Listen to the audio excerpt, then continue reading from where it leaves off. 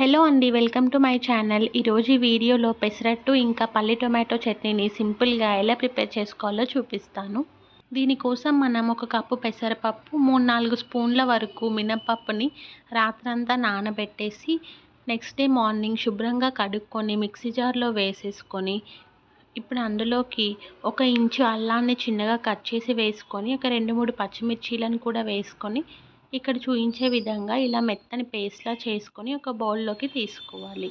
ఇలా ఒక బౌల్లోకి ట్రాన్స్ఫర్ చేసుకున్నాక ఇందులోకి మన టేస్ట్కి సరిపడా సాల్ట్ ఇంకా వాటర్ని కూడా యాడ్ చేసుకోవాలి. వాటర్ని ఇక్కడ చూపించే కన్సిస్టెన్సీలో వచ్చే వరకు యాడ్ చేసుకొని పక్కన పెట్టేసి, ఇప్పుడు పెసరట్టు కోసం స్టవ్ పై ప్యాన్ పెట్టి దీనిపైన కొన్ని వాటర్ని చల్లుకొని ఒక టిష్యూ లేదా క్లాత్తో క్లీన్ చేసుకొని ప్యాన్ కాస్త హీట్ అయ్యాక దీనిపైన ఇక్కడ చూపించే విధంగా ఇలా పెసరట్టుని వేసుకోవాలి.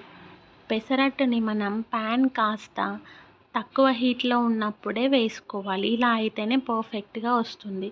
ఇలా వేసుకున్నాక మనం దీన్ని లో ఫ్లేమ్లో పెట్టే కాల్చుకోవాలి.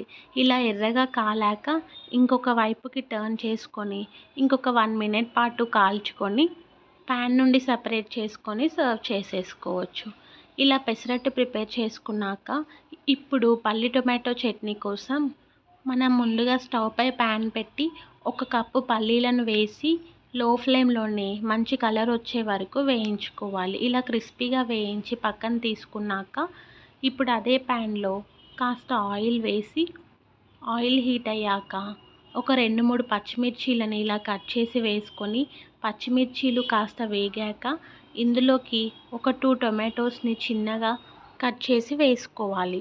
అలాగే కాస్త సాల్ట్ కూడా వేసి ఒకసారి మిక్స్ చేసుకొని, ఇప్పుడు ఇందులోకి ఒక 2-3 వెల్లుల్లి రెబ్బలు, అలాగే మీ పులుపుకి తగ్గట్టుగా కాస్త చింతపండును కూడా వేసుకొని టొమాటో సాఫ్ట్గా కుక్ అయ్యే వరకు మిక్స్ చేస్తూ కుక్ చేసుకోవాలి. టొమాటో సాఫ్ట్గా కుక్ అయ్యాక స్టవ్ ఆఫ్ చేసి చల్లార పెట్టుకొని ఒక మిక్సీ జార్ తీసుకొని అందులోకి పల్లీలు, టొమాటో, 2-3 స్పూన్స్ వరకు పుట్నాలు కూడా వేసి కన్సిస్టెన్సీకి తగ్గట్టుగా వాటర్ని యాడ్ చేస్తూ ఇలా మిక్సీ పట్టుకొని పక్కన తీసుకోవాలి. ఇప్పుడు అదే ప్యాన్లో కాస్త ఆయిల్ వేసి జీలకర్ర, ఆవాలు, కాస్త పచ్చిమిర్చి, కరివేపాకు వేసి ఒకసారి బాగా మిక్స్ చేసుకున్నాక ఇప్పుడు ఇందులోకి చిటికెడు పసుపును కూడా యాడ్ చేసుకొని బాగా మిక్స్ చేసుకున్నాక ముందుగా మనం పేస్ట్ చేసి పెట్టుకున్న పల్లి టొమాటో పేస్ట్ని వేసుకొని మిక్స్ చేసుకొని సర్వ్ చేసుకుంటే సింపుల్ అండ్ టేస్టీ పల్లి టొమాటో చట్నీ రెడీ. ఇలా మీరు కూడా పెసరట్టు పల్లి టొమాటో చట్నీని ప్రిపేర్ చేసుకొని ఎలా వచ్చింది అనేది కామెంట్స్లో నాతో షేర్ చేసుకోండి. ఇలాంటి వీడియోస్ కోసం నా ఛానల్ని తప్పకుండా లైక్ చేసి సబ్స్క్రైబ్ చేసుకోండి. Thank you for watching.